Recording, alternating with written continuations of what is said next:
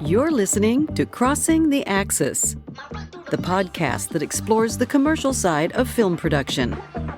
With your host, James Keblas.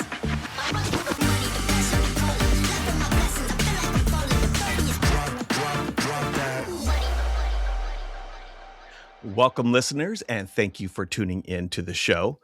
If you've been following me for a while, you know a big part of my point of view centers on how production companies can grow by working directly with brands and essentially bypassing the agency. But don't get me wrong, the agency's responsibilities, in my point of view, are still important in the commercial making process. Of course it is. But what I have suggested is that clients are better served by having these responsibilities split between themselves and the production company directly. This is a growing trend that I've seen and one that I believe will continue because more brands are building more internal capabilities. So for instance, go-to-market strategy tools are more accessible than ever with AI. Production and studio tools are faster and cheaper. Campaigns can be tested, measured, and optimized in real time. And I've seen more and more good agency people now working inside the brands themselves. So the expertise is growing there too. The result is that more brands are choosing to work directly with production partners who can move fast, think strategically, and then be creative collaborators who then will actually make the work. I've talked about this idea across many podcast episodes. I've written about it, and I see it in my own client work. But my guest today, Jon Sneider, has literally written the book on it, and it's called Hacking Advertising. Jon developed this strong point of view while working client side. He hired agencies, he experienced friction, inefficiency, and disconnect firsthand. And in addition to complaining about it, he decided to build a company to address it. And that company is called Wild Gravity. In his book, Jon lays out practical, experience-driven guide for how advertising can be made faster, simpler, and more effective by collapsing the distance between strategy, creative, and production. And it's not just theory in his book. It's an actual playbook for production company owners to use, all built from real work, real brands, and real results. So today we're going to unpack where those ideas come from, how Jon has applied them in practice, and what production companies can learn from his approach as they think about this kind of growth, this kind of client relationship, and the value they might bring to the table. So, Jon, welcome to the show. Oh my God, thank you so much. That was an incredible introduction. I'm glad you like it. Did I miss anything? Did I get it right? You nailed it. Okay. Well, I should say before we begin, you and I are going to agree a lot here. I mean, It sounds like it. I'm trying. Actually, I'm going to try to fight you at some point in the conversation just to keep it interesting. I'll be ready. I think we agree too much. So I might even play devil's advocate here a little bit because basically you and I both have a very similar point of view, maybe perhaps a similar rant that listeners are going to hear today. And I'm excited to talk about that. But before we do, I need to know more about you and who you are. Now, I've read your book. I liked it a lot. It's a very, very good read. And I strongly recommend any production company owner reading it if they're interested in going direct to brand more. But I don't know you, and we're actually both in Seattle together. We don't know each other. How did you get here?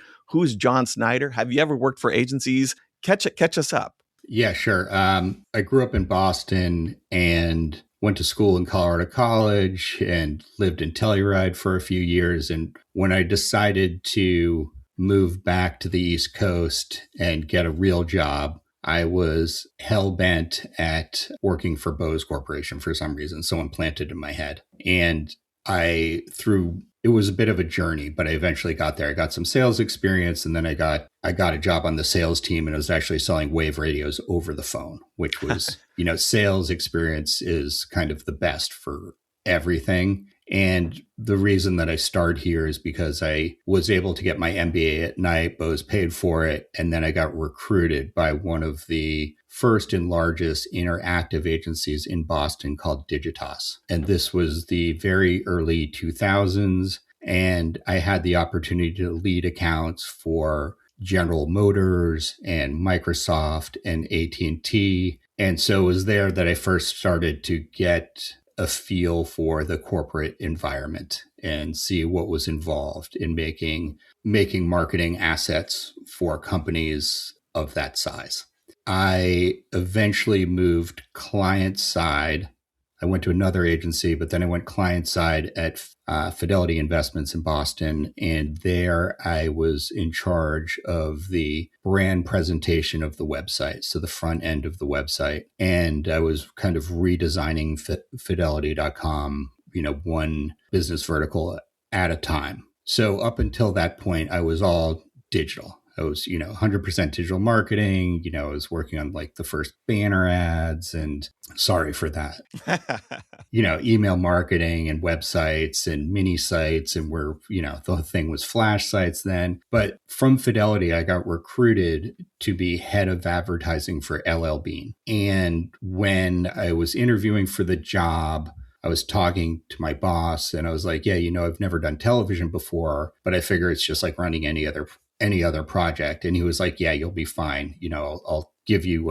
any details that you're missing, but if you can run a project, you can certainly run, a TV commercial shoot. I was like, great. So when I first started to go through that experience, I ran a nationwide search for a new agency of record. We hired the agency. They had a great concept for an ad. We started working with them. There was like 25 different people on the agency team. And then when we finally had the concept nailed, they were like, okay, well, now we need to choose a production company and a director. And I was like, what? Now this, anybody that's in the industry would not be surprised, right? But I went to my boss's office and I was like, wait, the agency doesn't make the ads? He goes, no. And so I was like, who does? And he goes, the production company. And I was like, so we just spent 3 months with the agency working with 25 people, call the ad agency, and they don't make the ad. And he was like, that's right. He was like, they'll still be there on set, they'll advise, but once it gets in the production company's hands and the director's hands, they kind of take it over. And I was like, oh, okay.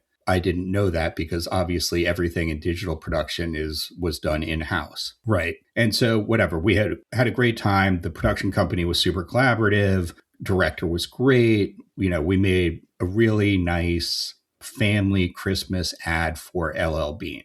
So anyway, I ended up talking to my old boss from Fidelity, who I loved, who had since moved out to Microsoft. And she said, why don't you move out to Seattle and work for me again? And I was like, potentially sounds great. Fast forward 6 months later, my family and I moved from Maine to Seattle. And that job became the biggest opportunity of my career. So I started out in charge of brand in the Windows 7 days. And then there was an opening for the person to drive broadcast advertising. So I asked my boss if I could take that on as well. And she was like, you really have limited experience doing this, but I'll gamble on you. And that experience was amazing. We were running campaigns with hundreds of millions of dollars in media. We were working with literally the most coveted agency in the country, was Crispin, Porter, and Bogusky at the time. They had just been named Agency of the Decade. They'd been doing huge work for Burger King and Best Buy and all these other massive brands that were really groundbreaking. And we ended up working with the most coveted digital agency, also RGA, at the time. And it was a fantastic experience, and I learned so much, and that set up like the rest of my career. I did that for 5 years. But one of the things that drove me crazy was how freaking expensive the agency was, how slow they were. And then anytime that we needed to make a change, I was like, we need to change the font on this, or, something simple. And they'd be like, we'll run it up the chain. And I was like, what do you mean you'll run it up the chain? What it meant was I was talking to the account executive. And so he'd like ask his account supervisor, who would ask their account director, who would ask the, VP director. And if that was all approved, then it would shift over to the creative department. Then it would go from, the VP creative director down to the creative director, and eventually filter it down to the copywriter or the designer that needed to make whatever the requested change was. And I think historically, that bureaucratic process that you just described was probably built to protect clients from themselves.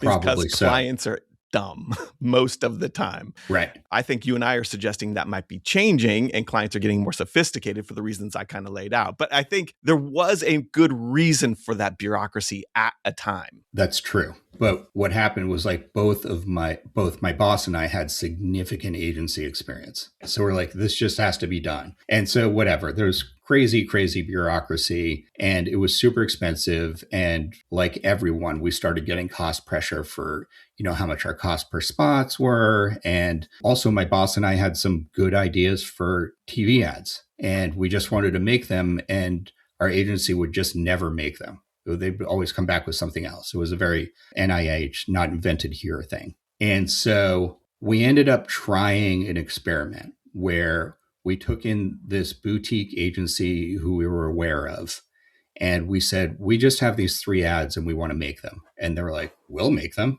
We're like, awesome. And so this essentially just went straight to production. One of the partners was in Broken Lizard, who's the comedy troupe that does Super Troopers and all those other cult classic movies. And so we hired them to make the spots. And we went from concept to on air in like 4 weeks. It was like an unheard of timeline for the agency. And those spots cost less than it cost for 1 spot with a big agency. We made 3 spots. I remember reading about this in your book and really gravitating toward the idea of leaning into comedy, comedians, professional comedy writers. I fully agree with that. I've written about it myself. I think I actually have a process like the improv both and for client on take that you need to adopt, that their skills are from comedians and that mindset. So I loved reading that in your book. And I bet you're a big fan of Yes And. Yeah, it works. It works. You keep that client moving. They don't even know. They just give up and let you lead them. That's how you get that, is by doing that process. Yeah, exactly. And so then we took these spots that we went straight to production on, and we tested them in digital, and they ended up performing better than the spots that were on air that were broadcast with our big shop. And so then we lobbied for, and we got permission to run those other spots that we made for far less money, far quicker, and they performed better. And so we were like, then we're kind of looking at each other and we're like, wait a second, do we just like reinvent advertising at Microsoft? Is this the new model? And I was like, it's such a great idea. I was like, you can just make the ads super fast and then you can test them in market, because with the ads that we would make with Crispin, and no slight on Crispin, this is how every big agency did it and does it, because the production itself costs so much money. You would go through all of this focus group testing with with concepts of the ads. And I talk about this in the book as well. Like, focus groups never made an ad better. They always just take the teeth out of it. The ad ends up looking so much different by the time you even get to production with the agency. A focus group now is essentially your Instagram feed. Right, exactly. As it should be. Let the market truly tell you which is better or what isn't. That's absolutely or is true, working. Yeah. Because the market never lies. Right. Right. It can be manipulated, but it rarely lies. Yeah. No, when people vote with their wallet, they never. Right, they're always telling the truth. In a focus group, they're like, "Oh yeah, I would love this this low fat hamburger that you're talking about," but then when it gets down to it, they're like, "I'm not going to buy that." Right. I've like almost never seen real market results match focus group results. So anyway, if the production isn't so expensive, then you can afford to just run the ad on digital and test it in market. Then you can just elevate the best performers to broadcast. Then you're getting this kind of like content factory mode. And you've always got, and it's even more important today with digital pretty much being the primary platform, then you've always got new content. And if you run television ads, you can just always take the top performers and put them on TV. And it took us out of like this campaign mode of we would make one campaign. Actually, we had 3 campaign production timelines. We had holiday, we had grads and dads, and then back to school. And so it would take us like 3 to 4 months to gin up a new campaign every time. And it would cost like $4 to $6 million with agency fees, and then $500,000 or more per spot to produce with the production company. And so we're like, oh my God, this is the new way. And we're going to get rid of this agency. And we had a central marketing group, and we're like, we don't need them. And we're all excited. And then, of course, what should happen is a new CMO came in, and they were like, not only are you not going to do that, we're going to hire an even bigger agency. There were They're relationships to like, we need maintain. he was like, we need a holding company. And we ended up with McCann and in that whole holding company. And that was kind of like the writing on the wall for me. And, I'd been there for 5 years and I always told myself, like, I think I have the best job at Microsoft. But, when it changes and it's not that way anymore, then I'll start looking. Well, one of my questions to you was going to be, did the problem find you, or did you find the problem to start Wild Gravity, essentially? And I think you've kind of answered it. Although what I get a sense from you is that, your background with an MBA and this clear entrepreneurial spirit, you are a natural salesperson too. I can tell you, like, sales is instinctual to you. I would Right. get that. So because of that, it's always looking for the problem to be addressed in a market way. And so all the pressure points seem to hit you with the problem, and that inspires, I'm assuming, Wild Gravity. Absolutely. And the thought of going back into corporate, like, just filled me with dread at that point. Right. So then I was like, I've got this new model. And so I was like, why don't I just write out this new model, what the idea was? And I made this pitch deck. I made a very basic website. I printed business cards. And then I was like, if I could give you world-class creative that was as good as your agency, but it took a fraction of the time and a fraction of the cost, would you want that? Yeah. So, and because of all my time that I had spent in the industry, I could land the meetings, and then we landed a job with Amazon. There's another observation I want to make here, and that is, listen, my point of view is direct to brand is a potential market for a lot of people. It's big, it's growing. That certainly is yours too. And it's not a surprise that we're from Seattle, because in Seattle, it's a big market for corporate work. Amazon, Microsoft, T-Mobile, Starbucks. I mean, it's a sleeper town. There's a lot of production happening here, commercial production, but there isn't a lot of agencies here. They're not like top shelf agencies here. There's some good ones, but there's not like LA and New York or Chicago. And I think, but the work needs to get done, and there's a high volume of it, that it does create a culture of direct to brand. And it doesn't surprise me, like you feeling just instantly like you can go after that market. And I just intuitively understand what you're talking about, because that's the world that we have made money in and worked in and operated in that kind of a fashion. Yeah, I think we're a little bit a product of desire, ambition, and problem solving, and also contextual marketplace. For sure. And I have ADHD and OCD and a manic. So like I get on something and I chase it. Yeah. Okay, so you go after the business, you land Amazon, of course, because you said the right things. Right. I mean, that's kind of a cool story in and of itself. Like, I want to give me a little briefing on that. Yeah. So we went to pitch Amazon, and it was actually the woman that used to work for me running digital video at Microsoft was now in charge of marketing for Fire TV. And she said, we have a problem where we have these videos that run alongside where we have the trailers for movies and shows and things like that. And the idea is we need to teach people how to use the device and how to search and do all of the things that you need to do to learn how to use the device and find content. And we need these short little videos, and they have to be about 10 grand a pop, but it has to look great. Of course. Right. Because they're going to run alongside movie trailers. Right. And so we're like, okay, well, we could possibly make something work if it was multiples. We went in there and it sounded like there was 5 different scenarios that they wanted to do. It was like how to search with your voice, how to use the remote control, how to find new content. It's like 5 different things that they wanted to show. So we were hoping to land the project and get a $50,000 project. And so we pitched, and we had 5 different platforms that we pitched. One was like, you could do it with a, news broadcaster style. You could do it. One was cardboard cutout animations. We did one that was like over the shoulder sketch artist. And we had 5 different platforms, and we went there and they loved it. Right. They were so excited, and they basically handed us the project in the boardroom. And so we're so excited. We're leaving there.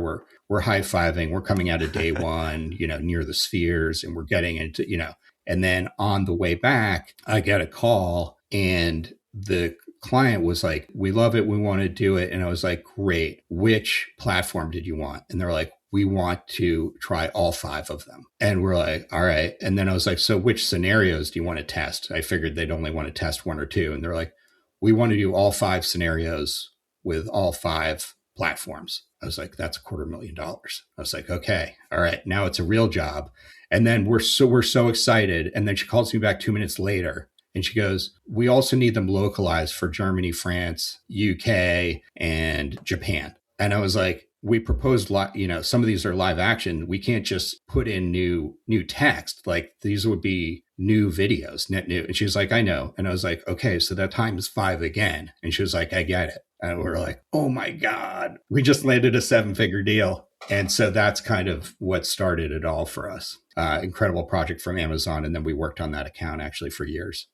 And it performed? Oh, yeah, it performed great. We went through a few different iterations of the platform. And then what was interesting is we ended up making a digital set for that because really we had kept setting it up in kind of a living room environment to get people to ground it and to establish where you would use the device, of course, right? And then we figured out that the living room itself wasn't important at all. And so we made this white on white living room. And then also we made it so like there was actual digital objects so we could adjust the lighting after the fact. We could do all of these different things. And then that proved super effective. And we used it for like 3 years.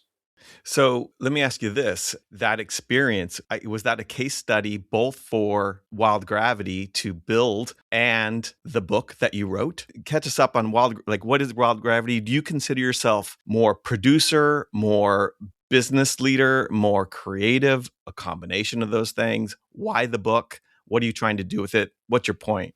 I mean, the thing that makes Wild Gravity different than an agency is we have creative, we have production, post-production, and visual effects all right here in our location in Seattle. And we're all here. It's not virtual. We all come to work. And so because of that, we can create work so much faster. And it's so much better than working with an agency because there's not all of those handoffs. And the other thing that's integral to our model, which this Amazon job shows off, is our setup is that we have 8 to 10 of us here in the office, and between us we can make anything from a feature length film to a 6-second TikTok. But when jobs get big, we hire through freelancers and contractors. And so we went from 6 people to 60 people in about 2 or 3 days. And then at the end of the job, it's not pink slips and tears. It's high fives and see you on the next job. If you're going to scale up from 6 to 60 in 2 days, that requires knowing who is good and who's Right. not, and keeping really good tabs on the talent that is available to you. That's right. Maintaining that. That is not small work. That is important work. You can't just jump on LinkedIn and start hiring people. You definitely will make a mistake, and you will Right. make work that won't be good if you do it that way.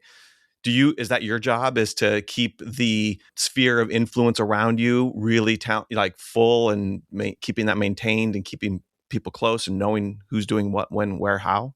Yeah. I mean, and to your point, I'm fond of saying I will give my model away. If you're an MBA at Stanford and you wanted to try this model, have at it. The thing is, you can't do it without all of the experience and the connections. And that's what made it possible that very first time to be able to scale so fast, is because I already knew all of the people. I had been doing it for, years, for 6 years in Seattle, and then, a bunch of years before that. So I knew exactly who to call. And then we do very basic things like we pay people on time, we treat them well, we buy them lunch, we give them a place to park, and we're fun. And so people love working with us. So now we have, a Rolodex of hundreds of people that we work with, and we can always scale up, in a matter of days, because people always say yes to our jobs. One of my points of view on people growing, sustaining at minimum and growing, hopefully, their company is to attract, don't chase, stop chasing, attract, bring leads to you, grow current clients and all that kind of stuff. And to attract, you have to have a point of view. You have to be able to stand behind that point of view, explain that point of view, show the results of that point of view, be visible so that when people realize they need something, and then you're saying things that resonate with them, they call you. And you have done that so well. You have such a strong point of view. You have a great presence in socials. You've written a book. It's very clear what you do and what you don't do. Tell me more about the role of the book in that. Many company owners probably think they have a book in them. So tell me about the book, what you're trying to do with it. Is it working to attract clients? All of that. The book started out as like, I think we're doing something really unique here, and really more people should know about it. I've talked to a lot of authors now, and that's how things start. And a lot of first-time authors make the mistake, and I did it too, of thinking that you're writing the book for you. And really, you really need to be thinking, even from the beginning, the what's in it for me for the readers. And so that should be your fundamentals for your website, for everything. Your social. Sure. It's not about you, my friends. Yeah. No, I've talked to so many, agency or marketing people that have like been in the industry for 20, 30 years. And they're like, I'm writing my book now. And I was like, just a heads up, nobody cares about you. Yeah, nobody. Right. Like, I know you have like thousands and thousands of followers, but nobody really cares about you. They only care about what you can do for them. Yes. Yeah. Right. And you really, yes, everything about your company and your marketing and sales needs to represent that point of view.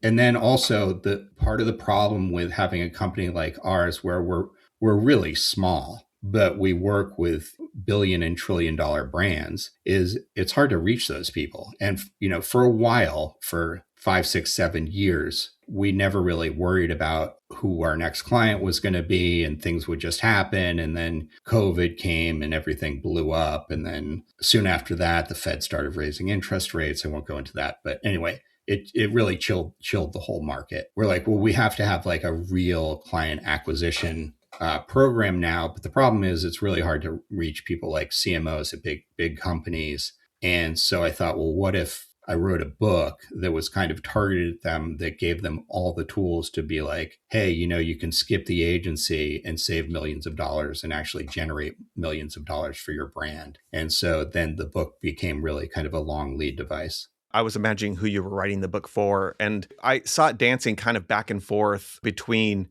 other production company owners. I think that you thought you landed on a novel idea that you see work, and you want to maybe the book that you wish you had when you were starting out, kind of an idea, right? For other production company owners, pay it forward, maybe point of view, and to kind of show that you've landed on something kind of cool. The other part of it is it's also a playbook for potential clients, right? To say, when you're evaluating what you need to do and who you're going to work with to get that done, think of this criteria that I'm laying out here and find, if not me, somebody like this, right? And you can kind of then explain to them what they get out of it by taking this approach. Yes, there's kind of 3 audiences that I wrote it for. One is the brand manager, CMO person who is just tired of working with the standard agency route, the high costs, the hassle, and the long timelines, right? And they're just looking for a better way. And then the other audiences are agency owners who are like sick of giving so much money away to production companies. And so this is how you can take an agency and add production capabilities. And then,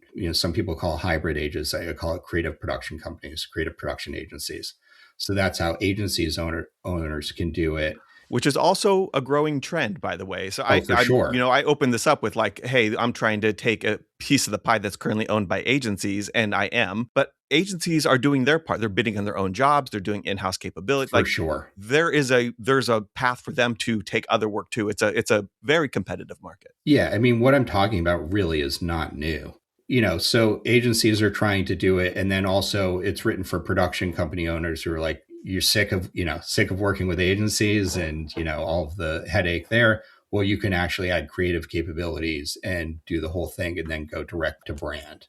My personal point of view is that it's better to start that up from the ground up, because bolting on agency capabilities to a production company or bolting on production capabilities to an agency can be problematic also, because it doesn't necessarily get rid of all of the bloat in the hierarchy. And then if you don't manage it well, it's still kind of 2 separate orgs, and you're still dealing with a lot of handoffs and bureaucracy. It can be done, but if you look at the way the holding companies are doing it, that's not the way. It's like, okay, here's our agency. Now we work with our production company. And it's like, it's just basically the same model and same headaches, but you're just writing the check to the same person. I actually had an episode, probably it was mid 2025. I can't remember what number it is, but it was with Jillian Gibbs, a fantastic author and leader in our business. And it was all about basically a David and Goliath story in conversation, where we're talking about how independent boutique shops can compete against the holding companies. It's a fantastic episode. Partnerships is one of the key takeaways. And then doing very much what you're doing at Wild Gravity. And basically a lot of the playbook that you have in hacking advertising. Right. Yeah. I mean, there's a lot of different ways at it. A lot of people are doing kind of freelance collectives and things like that. But to your point, kind of at the beginning of the show, there's so many brands that are trying new ways, that are bringing capabilities in-house. And that's something I advocate for very much. And they have a lot of agents. They might have an internal agency, or they have at least have, some of the core competencies. They have a creative director and copywriters and things like that. And so it just makes sense for them. Inevitably, when somebody makes an internal agency, that agency gets tapped out very quick and overloaded, and they always need to outsource. Tell me where I might have this wrong, but I'm not saying that like I said in the beginning, the responsibilities that the agencies have held doesn't go away. Just the agency goes away.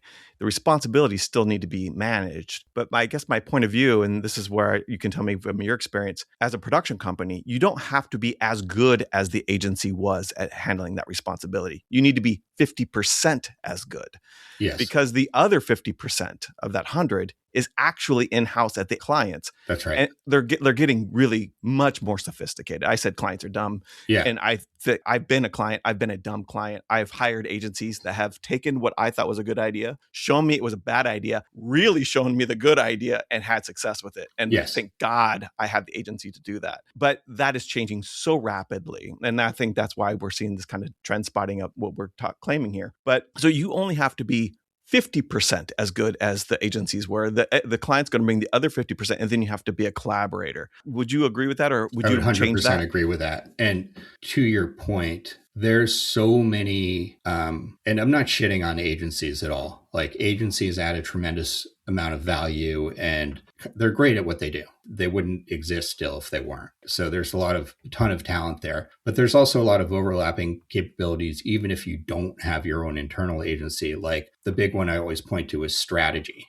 We used to spend so much time on strategy with the agencies. And I was like, we have a huge strategy team here, and they're very good. And whenever the agency brought in a strategy, it was always missing something. It would always be like, yeah, that would make a lot of sense if you had all of this data, which you don't have, which you're never going to have, because we'd never give it to you. So one of the problems with agency strategy is they never have all the data, and nor should they. And the data they did have is now accessible to the in-house teams. Yes. And so usually if clients are in a typical agency relationship, they're way overpaying for strategy, for one thing. And so I recommend taking a lot of the agency functions in-house for brands. And one of the very first ones is strategy. Not that the agency should make creative strategies. Of course they could. But I feel strongly that the client should own the marketing strategy. So let's get into this a little bit, because that is where probably the hardest part for any production company owner to want to go this route is. Historically, they've hired producers,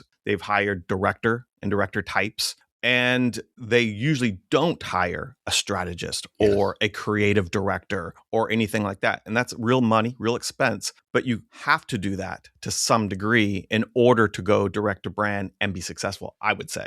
Yeah, very early on, I was like, we're not doing strategy. I was like, we're just not doing it. I was like, the client should be responsible for that. And that doesn't mean we're not strategic. We're still strategic in our work, but we just expect that the client should own their own strategy. And certainly there's different engagements where a client might really need it, and we will engage somebody like that. My partner is an executive creative director, so we have a creative director, and we'll go outside if we need additional creative firepower. But do you play the role of a strategist? I do.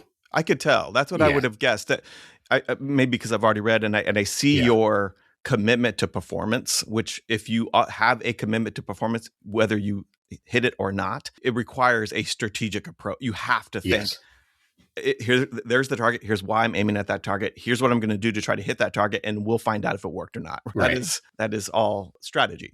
Yeah. And I have a very pragmatic approach, and I'm always about like, I really care about the client's goals. And that's might sound, I don't know, hokey or canned or whatever, but a lot of agencies, their main goal is to sell the agency and build their portfolio. They want to win awards. And so the awards is just, promoting your own agency. And I even heard creative directors say this, like, that's not going to win an award when we're talking about, and I was like, yeah, I'm trying to sell computers, right? Like we have to say the name right, or like you have to show this feature correctly. And we actually have a special niche with technology companies because my partner and I both were from Microsoft, and we get it. We understand like how important that stuff is to clients. And we're always like, do you want to show this part of the product? Does it need to have this? And we're very in tune with particularly needs of technology companies and how important product accuracy is. And, we'll also be like, hey, did you check in with the engineering department to see if we can do this? Did you check with your own internal brand team if this is okay? And they're like, some clients are like, oh my God, that's a really good idea. That's because I've had work killed at the last minute from the engineering team, right? And I know if we don't show the mouse movement correctly, then it's going to be a problem. Exactly. Yeah. What's going to be real? What's going to need to be put in later? The perspective of how you're looking at the screen, all of that stuff. Yeah. So we're really thinking about that. We're really thinking about, is this going to sell products? Is it going to move? Not, is the ad good for, as a piece of entertainment? Well, that's a good bridge to what I think is the hardest part of production working directly with brands. And that is, first of all, being confident enough to ask the hard questions about goals and really unpacking what the client truly needs to have success, and then trying to line up budget and all that kind of stuff to meet that and actually create a campaign and push back to meet it based on your experience and knowing what works and what not. But the other part of it is, and the bigger part is, how do you know what performed? How do you know what you did in the outcome of a campaign that you can take some credit for, that you could talk about, that you could analyze just for yourself? So as you're kind of doing your work for future clients, you can make better work for them. You tap into this. You have these 5 magic metrics. You have this instinct about you. Help production company owners that are listening to this understand what they can do to really speak to meeting the client's goals, being able to measure their participation in whether it worked or not, and then to talk about it. Yeah, I mean, by far the biggest black hole is getting results from the client. And being frank, we hardly ever get them. It's usually all anecdotal. But there is a formula that allows you to self-evaluate whether the ad or communication or article or whatever you're writing is going to be effective. And it's something I stumbled across in Microsoft, because if you're in marketing and you're running campaigns, you're going to be deluged with all of these different metrics and things to look at. And depending on people's political agenda, they'll have you look at, the ad was successful because of this, or it wasn't successful because of this. And so then eventually I learned that all ads and communications come down to 5 things. And those are breakthrough, brand product recall, message recall, likability, and purchase intent. And I'll go through them quickly. If it was an ad survey, you're a Nielsen family, you have a box on your TV, you see a bunch of ads, and then the next morning you get a survey. Breakthrough is, do you remember the ad? And let's say it was Geico. Do you remember an ad with a camel in it talking about Hump Day, or a lizard and Will Arnett, or, whatever? And it was like, yes, I remember that. Like, if the ad doesn't break through, then all other metrics are off the table. It doesn't matter how you score in the rest of them.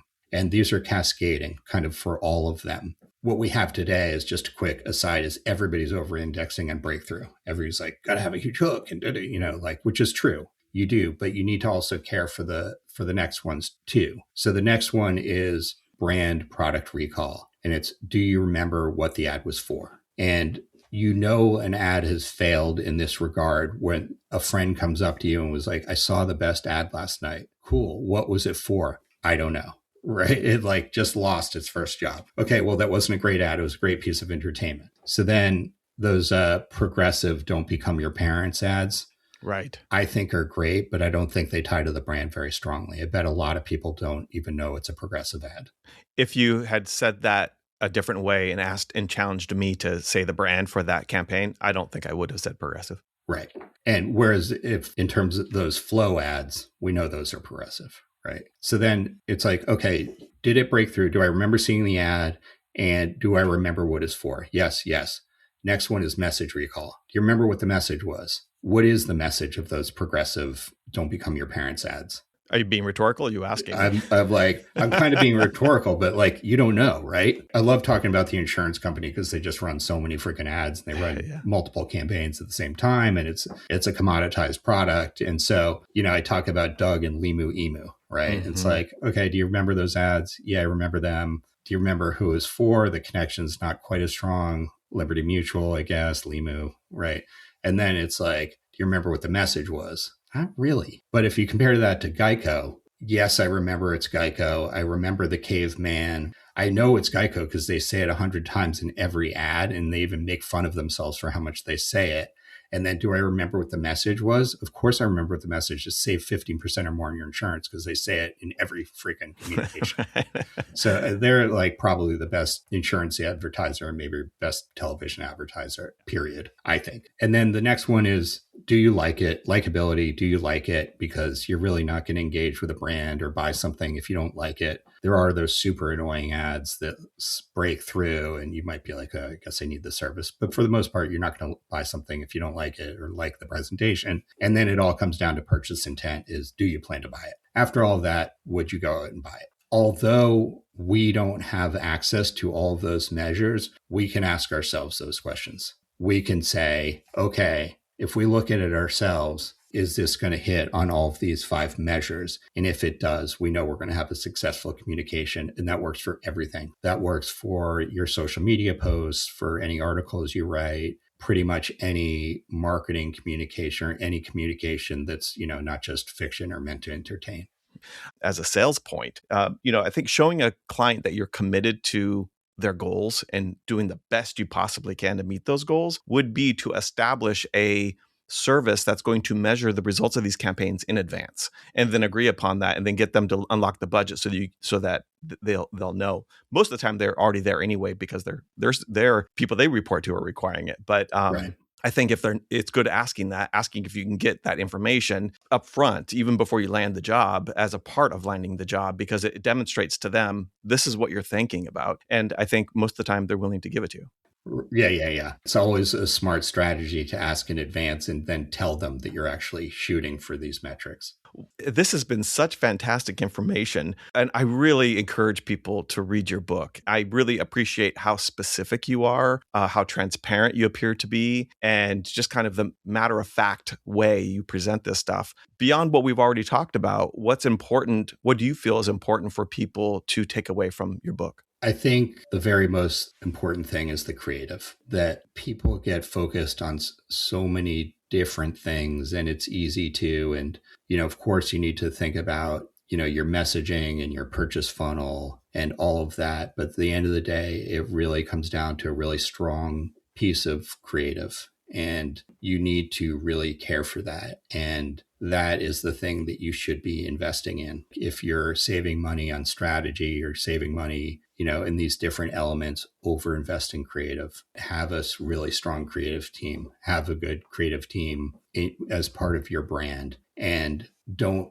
overspend on developing creative, but you also don't want to make decisions that are going to make your brand seem, not polished or not as professional. We all know that when you see unprofessional looking communications, that it makes you think the business is not very professional. Or when you see cheap ads that look cheap, it makes the company look cheap. I want to just, before we wrap, I want to just ask one more question about creativity and you bringing that up, because I've had multiple client side conversations on this podcast, and pretty universally, they all say when they're hiring directly, to production, that they think they have a good idea. They know their market, they know their customer, they know the environment, and they have some level of experience in doing creative. And they think they have it, but they don't know they have it. And they are looking for pushback. They're looking for verification from an objective point of view. But I think oftentimes production companies aren't skilled at that. Agencies are. Right. But if you want to develop that direct to brand relationship, you have to develop that muscle of being able to push back in a polite and in a caring and intentful way. Do you do that a lot? Do you push back? Do you find that you change a lot of creative as a result of that? Yeah, we do. There's a lot of times we get stuff and we'll be like, I know you said you want to do this, but you really want to do this, and here's why. Particularly in the tech field, we've done it so many times. For my partner and I have like 20 years of experience of developing marketing collateral and assets for tech brands, and be like, no, this is a demo. You really need to be showing this, this, and this. This is an ad. You don't need to be showing exactly how to use the product. There's a lot of things that we know inherently that is the type of things that agencies would help with. And that's what I think makes Wild Gravity special, is that we have like real agency capabilities in-house along with production. And I think that can be difficult for a brand if they're going directly to a production company, or a production company that's trying to bolt on creative services. Like, somebody has to have that skill. Well, I love that you're doing that, and I love that you're influencing it. Jon Sneider, it has been so fantastic to talk to you. Thanks for everything. And everybody, check out the book, Hacking Advertising. It's a really good read. It's basically a business plan for some of you out there, but just know that it's not just the same business if you're going after agencies. It's something different, but there's something to be had if you can do that something different. So anyway, Jon, where can folks find you? You can find me. I'm at Jon Sneider on most of the socials, and that's JONSNEIDER. And then if you're interested in the book, check out hackingads.com, or you can go direct to Amazon and just type in hacking advertising. It'll be the first thing you come up. And if you want to work with Wild Gravity, we're at wildgravity.net, and we're right here in Seattle. And we work with huge brands and smaller ones. And particularly if a tech brand, you should seek us out. There you go. All right. Thank you, Jon. Thanks so much, James. This was really a pleasure. Thank you for listening to Crossing the Axis with James Keblas. If you're interested in joining the conversation or have a topic you'd like covered, please drop a note at keblas.com. That's KEBLAS.com.